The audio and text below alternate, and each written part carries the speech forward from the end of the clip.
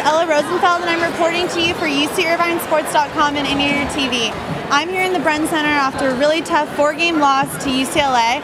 I'm here with Scott Kevorken. Scott, thanks so much for joining us. Yeah, totally. That was obviously a really tough loss for the team. What do you think you guys are going to take from that? We're definitely going to use that one as a lot of fire. Losing them in twice in 1 week is heartbreaking a little bit, you know. So I think we're definitely going to use that to really hone it in. I think now it's the time to go. January's over. We're getting into the meat of the season, and we really need to start, working if we're going to start taking down some of these top-ranked teams.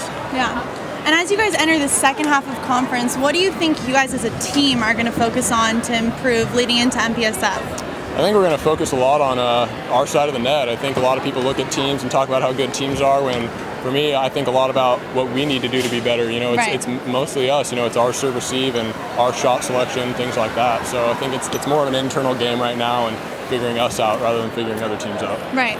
And you have been a starting middle on this team for both of the national championships that have been won while you've been here, and this is now your 5th and last season. What are you focusing on each game? For me right now, like I said, I'm focused on making the guys around me better because, I'm going to go out. I've obviously seen a lot of volleyball here, so I know what to expect from all these other teams and handle, pressure situations and stuff like that. And I think this year we got a lot of guys that haven't dealt with that a lot, so especially in the practice gym, it's really important to make sure those guys are, on their toes and keeping that whole team dynamic really flowing really well. Yeah, and as a senior, you're kind of put in an automatic leadership position. What do you think you bring as a leader to the team?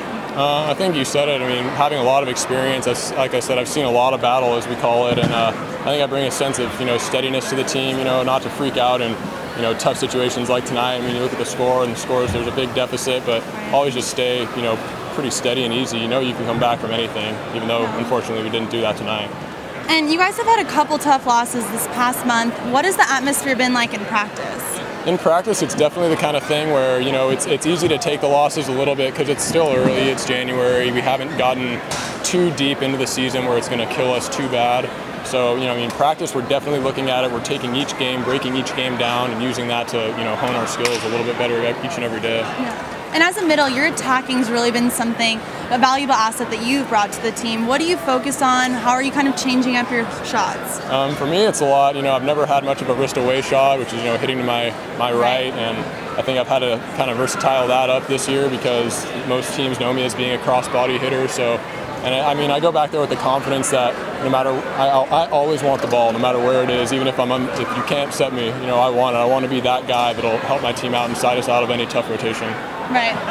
And what are your goals for the end of season, for each game, for each practice? Obviously, we want to go all the way, so that's a pretty big goal. But for right now, I think we need to figure ourselves out a little bit, find a sense of rhythm with the 7 guys that are going to be out there, and really just, kind of stabilize right now. I mean, we're below 500, which is tough, but it's not anything we totally can't bounce back from. Yeah, definitely. Okay, well, thank you so much. Thanks, I appreciate it. I'm here with Zack Cavera. Zack, thank you so much for joining us. Thank you for having me. That was obviously a really tough loss for the team. What do you think you guys are going to take from that? I think we're going to take from it we've got to stay at a constant level while we're playing. I think in each of the games we kind of started out at different levels and kind of varied throughout each game, but we've got to stay more consistent, I think so, on that. Yeah. And in the past, you guys have been known as being a really consistent team. What do you think's changed this season? I think this year we're just having different lineups in the court, having different people. We're trying to be able to adapt with different things, and I think we're a little too focused on what's on the other side of the net instead of our side of the net, so we just got to focus on ourselves a little bit more. Right.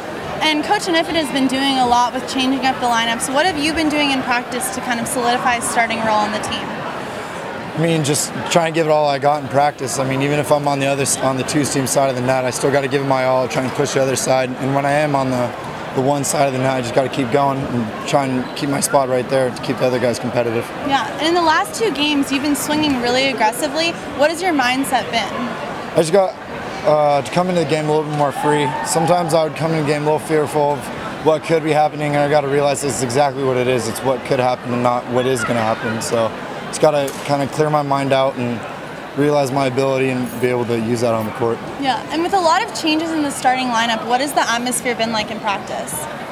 It's been good in practice. Sometimes a little questionable about who's going in on the court, but we got to realize that we got to trust the system and realize that NIF is putting these players out for a reason, so we got to just go with it and give it our all. Right. And this is your second loss to UCLA this week. What were you guys kind of working on this week in practice to prepare for that? Well, we were trying to be able to shut down some players. We were trying to be able to shut down Robbie Page and Kevorken, the two outsides, and try and work on our serving and passing a little bit more. I think it went okay, but I mean, obviously we didn't do it well enough. So. Yeah. And what do you think your goals are for the rest of the season? You guys are starting the second half of conference. This is obviously a really crucial time. Yeah, I think we just got to be able to kind of let go of this beginning of the season. I mean, it was kind of rough, but we got to realize it's just in the past, and we can't do anything about that anymore. So we just got to keep looking forward and know we can change that aspect of it. Okay, thank you. Thank you for having me. And once again, I'm Ella Rosenfeld with Anteater TV and UC Irvine Sports. Thank you so much for joining us. Be sure to come to the next home men's volleyball game, Friday, February 13th at 7 p.m. against USC.